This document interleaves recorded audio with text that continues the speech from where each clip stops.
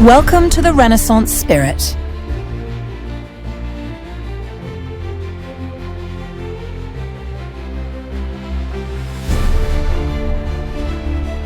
Salve, citizen, I am Marcus Aurelius. As I sit here, writing to you from the year 180 CE, I know I have little time left. I could wax poetic about virtue and honor, or the Stoic wisdom that has been my anchor through storms that would have unmoored even the strongest men. But my purpose here is not to craft another philosophical treatise. No, this is personal. I write not to future emperors or learned men, but to those who will inherit the world after my reign. You, who will judge me, my life, and the Roman Empire I sought to hold together with both the pen and the sword. I was born Marcus Annius Verus in the year 121 CE into a world that seemed already prepared for my rise. My family came from Spain, though I was born in Rome, that grand old city whose streets I walked as a child, unaware of the immense responsibility that would one day fall upon my shoulders.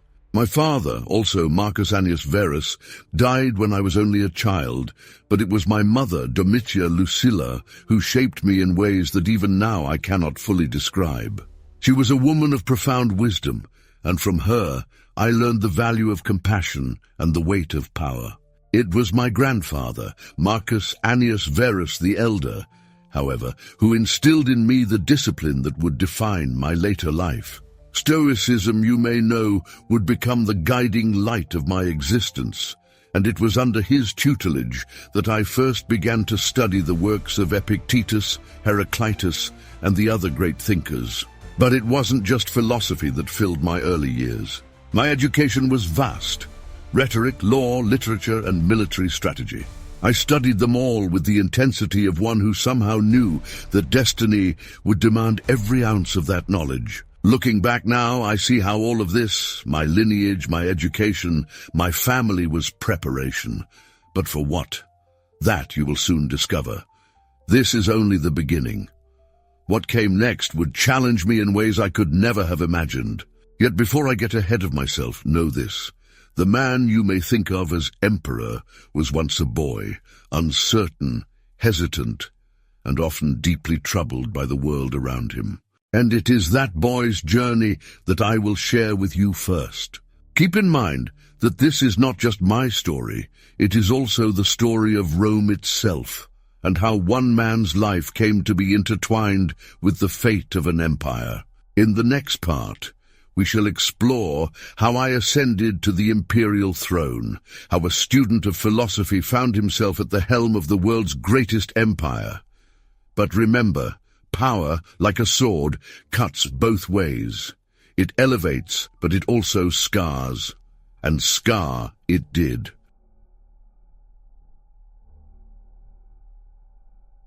If my early life seemed destined for greatness, my path to the imperial throne was far from straightforward. In truth, I had little desire for power.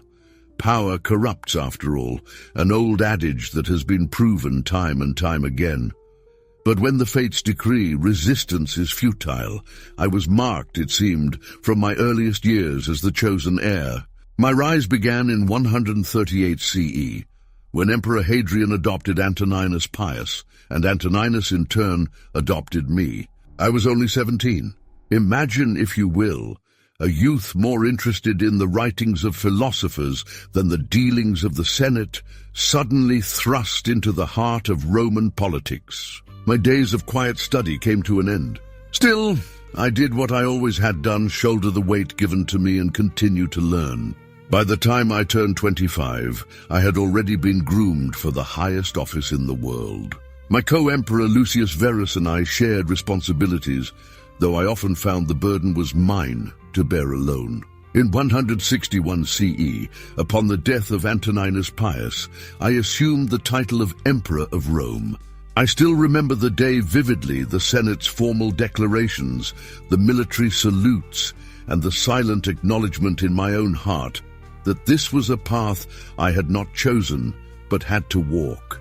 And though many of you may imagine the imperial throne as the seat of ultimate power, I learned early on that true power was in service, not in control.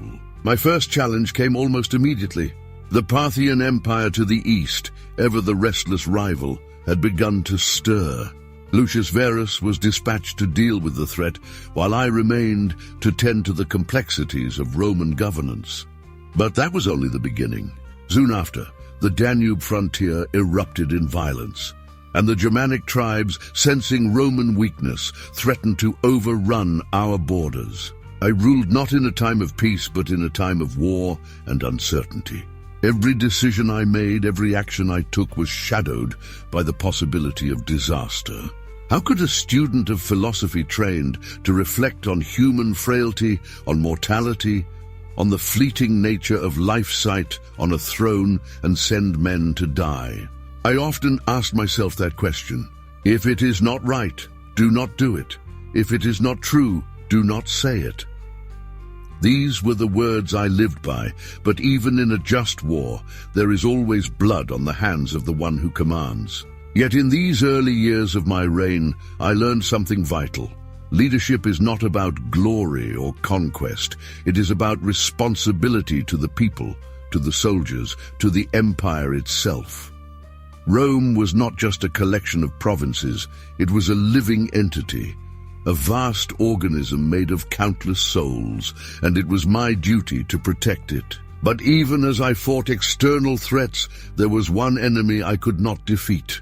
It came not from the Parthians or the Germanic tribes, but from within, the plague. The Antonine Plague, as it would later be called, ravaged the empire, leaving death and suffering in its wake. Thousands died, and no legion could stand against it. I watched as Rome's population withered, and even my co-emperor, Lucius Verus, succumbed to its relentless grasp. Thus began the true test of my reign. How does one govern an empire when death itself marches through its streets? How does one retain hope when the gods seem indifferent?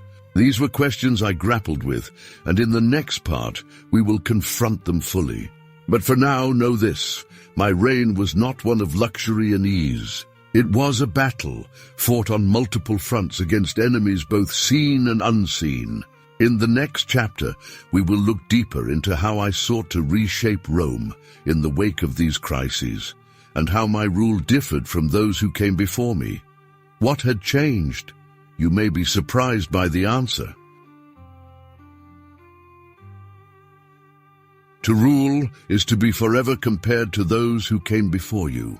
I knew that every decision I made would be weighed against the actions of my predecessors, men like Hadrian and Antoninus Pius, whose reigns were marked by stability and peace. Theirs was a Rome that knew how to keep the provinces in line, a Rome that believed in fortifications rather than expansion, a Rome that could maintain the illusion of invincibility.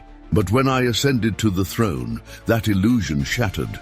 Hadrian had built walls, Antoninus had ensured peace, and now I, Marcus Aurelius, was left to contend with a world that was crumbling from within and without. The wars on the Danube and the Parthian front were not mere skirmishes, they were existential threats. The Antonine Plague had decimated our population and with it our economy. Rome was bleeding, and I was tasked with staunching the wound. Yet my reign did not mirror the complacency of those before me. Where Antoninus Pius had been content to let the Senate govern, I took an active role. Rome could no longer afford to rest on its laurels. I implemented reforms aimed at strengthening the empire's resilience. Taxes were adjusted to help alleviate the financial strain of the wars, and I reorganized the provinces to ensure better governance. I created new ranks in the military to reward merit over birthright, a decision that rankled the aristocracy but won me the loyalty of the legions. I was a different kind of emperor, not because I sought to be, but because the times demanded it. Hadrian and Antoninus had ruled in an era of relative peace. I ruled in one of chaos. They were seen as guardians of tradition. I, though steeped in Stoic philosophy, was forced to become an innovator. The Roman Empire I inherited was not the Rome of the past, and the people I governed were not the same. The decline in population meant fewer soldiers, fewer workers, and fewer resources. We were at the edge of a precipice, and to pull back required adaptability. Yet amidst all this turmoil, I never lost sight of what truly mattered: virtue. Waste no more time arguing about what a good man should be. Be one. This was my guiding principle. While emperors before me focused on expanding borders or building monumental structures, I focused on the inner life, on cultivating justice, wisdom, courage, and temperance, not only in myself, but in the empire at large. Under my reign, there was a conscious effort to remind Romans of our shared humanity, of our duty to each other. And like many of my predecessors, I sought to lessen the divide between the classes. I attempted to reform the legal system to better serve the poor and the vulnerable. And I encouraged the education of all citizens, not just the elite. I knew well that a Rome divided would never stand, especially in the face of the mounting challenges we faced. But my reforms were not without their consequences. Where my predecessors had won praise for stability, my reign was marked by its unrelenting demands on the people. The wars drained resources, and my insistence on moral virtue in governance sometimes seemed out of touch with the more immediate needs of the populace. How could I ask for stoic discipline when my people were starving and dying? And yet I had no choice. As emperor, I had to embody the values that would give Rome a chance to survive, even when it seemed the gods themselves had turned their backs on us. In this comparison to my predecessors, you may be tempted to think me less successful, or perhaps too idealistic. But understand, my reign was not about expansion or glory. It was about preservation, preserving a Rome that was already buckling under its own weight, preserving the very fabric of an empire that had seen centuries of both grandeur and decay. In the next part, you will accompany me to the final moments of my life, those fleeting hours when the weight of my reign came crashing down upon me. As I lay on my deathbed, I wondered, had I done enough? Had I saved Rome, or merely delayed the inevitable? And that question, dear viewer, remains unanswered even now. But before we confront my death, take a moment to reflect. Is survival enough? Or does an empire like a man need something more, something transcendent to give its life meaning? As I lay on my deathbed in Vindobona, far from the marble halls of Rome, the cool winds of the Danube frontier cutting through the tent, I knew my time had come. It was 180 CE, and the weight of the world no longer rested on my shoulders, but bore down on me with the finality of death. My body, ravaged by illness and the constant strain of the campaigns, was failing. The legions stationed here fought bravely, but the barbarian threat was far from over. And yet, as my life ebbed away, I thought not of battles or victories, but of what I was leaving behind. Lucilla, my daughter, Commodus, my son, they would inherit this fractured empire. I had given all of myself to Rome, but was it enough? Commodus, my only living son, would soon be emperor, and I feared what he would become. He had none of my discipline, none of the stoic virtues that had sustained me through these years. Yet I had little choice. Rome needed continuity, even if it came at the cost of quality. That was the paradox I faced. I could not rule forever, but I could not leave the throne unguarded. In those final hours, I thought back on my reign. The wars I fought had been necessary, but at what cost? I had spent more time with soldiers than with my own children. I had tried to rebuild a crumbling empire, but in doing so, had I sacrificed the future? The Antonine Plague had left its scars on both the empire and me, not just in numbers, but in spirit. The people were weary, and so was I. I remember the moment the physicians finally withdrew, knowing that there was nothing more they could do. Death smiles at us all, I had once written, but all a man can do is smile back. And so I did.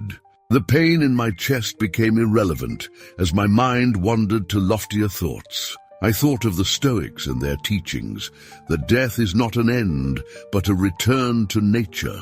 I had lived my life striving for virtue, and now in death I would meet the same fate as the poorest of my subjects. In the eyes of eternity, we are all equal. But it was not the fear of death that troubled me, it was the future of Rome. What kind of emperor would Commodus be? Would the work I had done, the wars I had fought, be undone by the selfishness of one man? I had tried to shape him, but he had always been distant, more interested in gladiatorial games than in governance. Rome needed a philosopher-emperor, someone who would rule with wisdom and justice. Instead, I feared it was getting a tyrant. In those final moments, I could feel my body slipping into oblivion, but my mind remained sharp. I dictated one last order to my generals, instructing them to secure the borders and return to Rome to ensure a peaceful transition. I had done all I could. My reign, with all its trials and tribulations, was over. But was it all in vain? That question haunted me as my vision faded. I had spent nearly 2 decades holding together an empire beset by crises, always with the hope that I was preserving something greater than myself. Was Rome still the Rome of old, or had I merely prolonged its slow decline? Only history would answer that. As the final breath left my body, I felt at peace, knowing that I had lived according to my principles. The soul becomes dyed with the color of its thoughts, I had once written. And my thoughts, even at the end, were of virtue, duty, and the greater good. In the next part, we will see what became of my legacy, and whether the empire I fought so hard to preserve could withstand the inevitable trials of time and leadership. Rome would continue, but the question remained: what kind of Rome would it become under the reign of my son?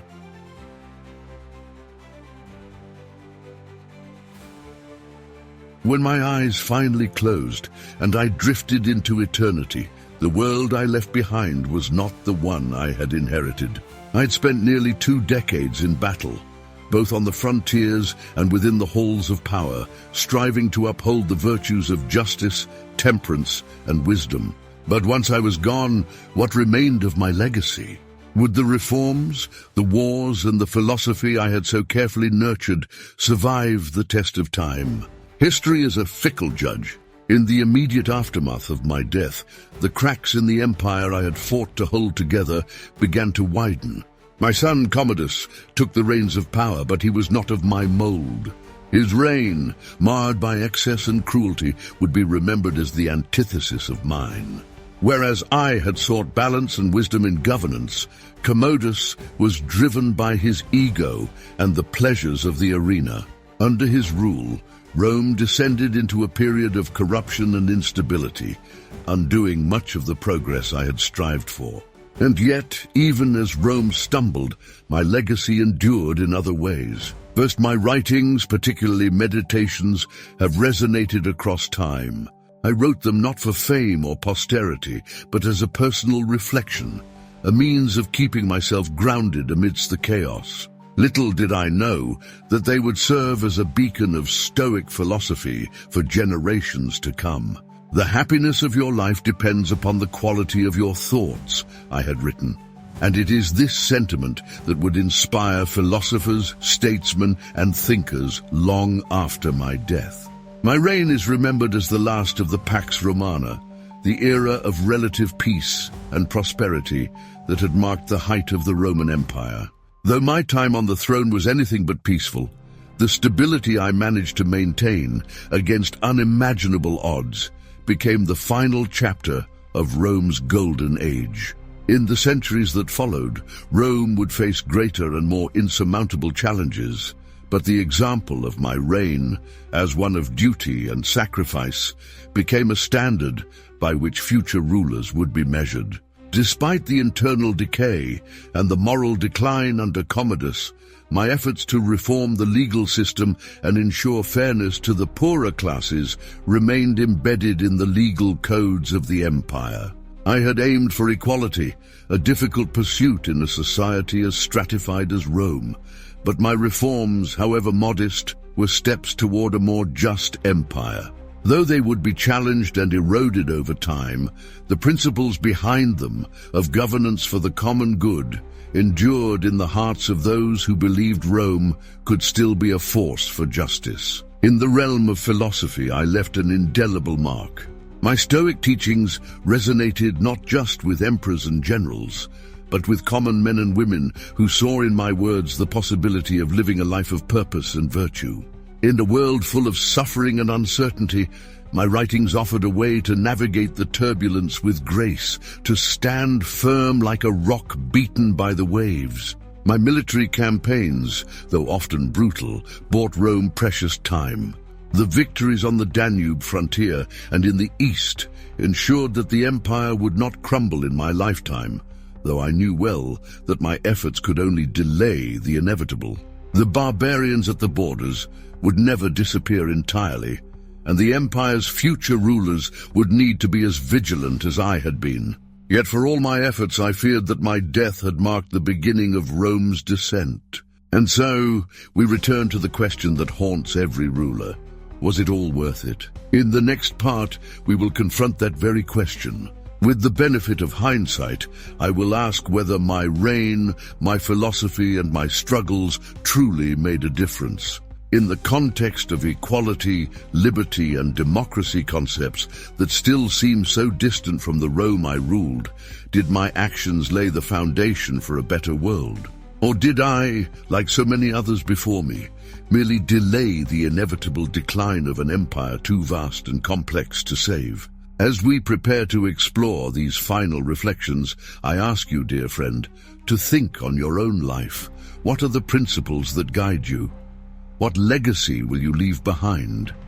For in the end, it is not the titles we bear or the monuments erected in our name that define us, but the impact we have on the world and the people who inhabit it.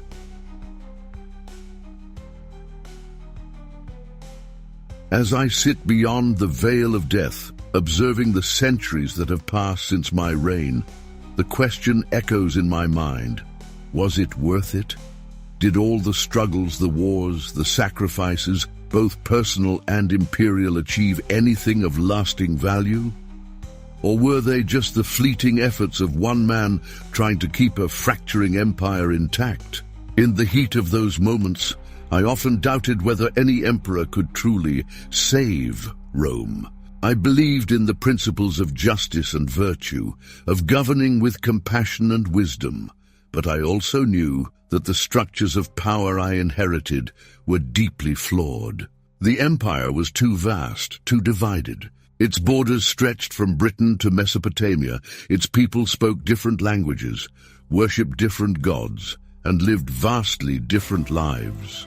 And at the heart of it all was the Roman ideal, the belief that we could impose order on chaos, that we could civilize the world with our laws, roads, and armies. But here's the truth: power is not enough, and power without wisdom is worse than useless. It is destructive. I ruled with the principles of Stoicism at my core. I believed that we are all connected, part of a universal whole, and that our actions affect the greater good. What is not good for the swarm is not good for the bee. This, I thought, was the essence of leadership. To rule justly, you must always think of the greater good, not just your own self-interest. And yet even I could not make Rome equal. I could not make it free. I had great respect for the Senate and for the idea of shared governance, but Rome was far from a democracy. The vast majority of its people had little say in how they were ruled. The divide between rich and poor was as wide as the empire itself. My reforms, designed to ease the burden on the lower classes, were only temporary remedies to much deeper problems. True equality, true freedom, these are ideals that even today, in your time, remain elusive. But I learned something in my years as emperor, something I hope will resonate with you as you view this centuries later. Freedom is not just about casting off chains or having the right to vote.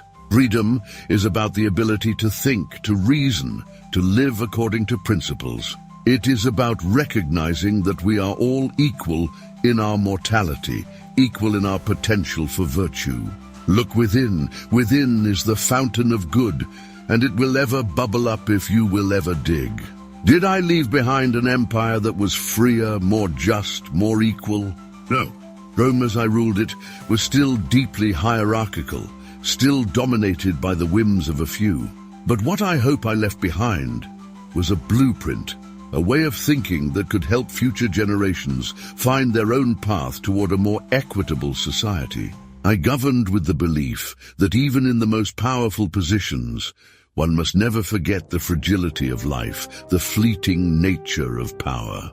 Empires rise and fall, but the principles of wisdom, justice, and compassion endure. So was my reign worth it? If you judge it by the strength of Rome in the years after my death, perhaps not.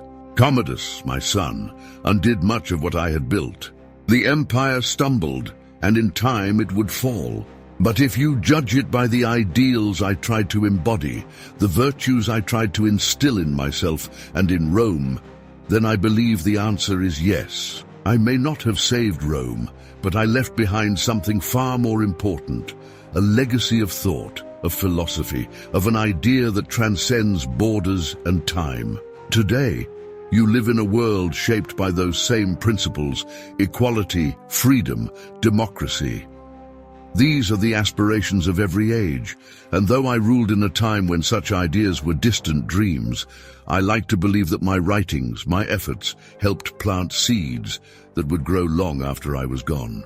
If you walk the streets of Rome today, or visit the provinces that once stretched across Europe, Asia, and Africa, you will still find echoes of my reign.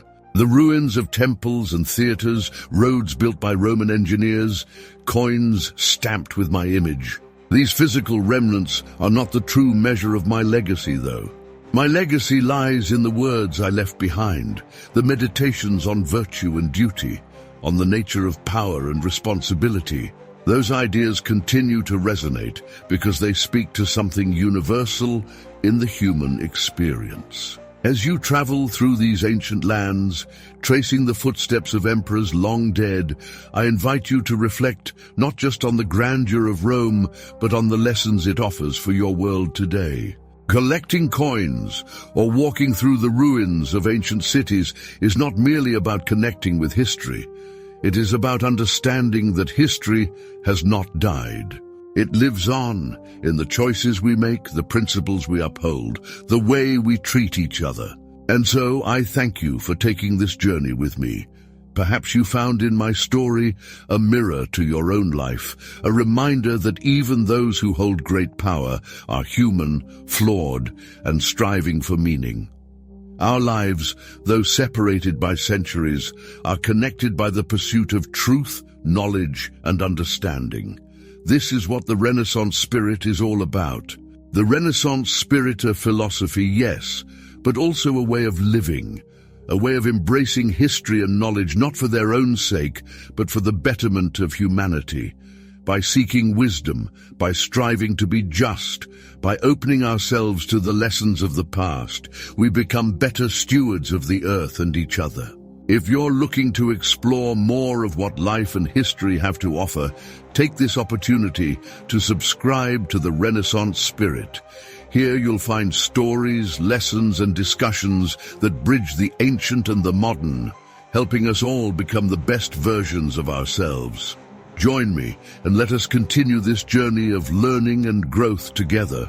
Viva Renaissance Spiritus!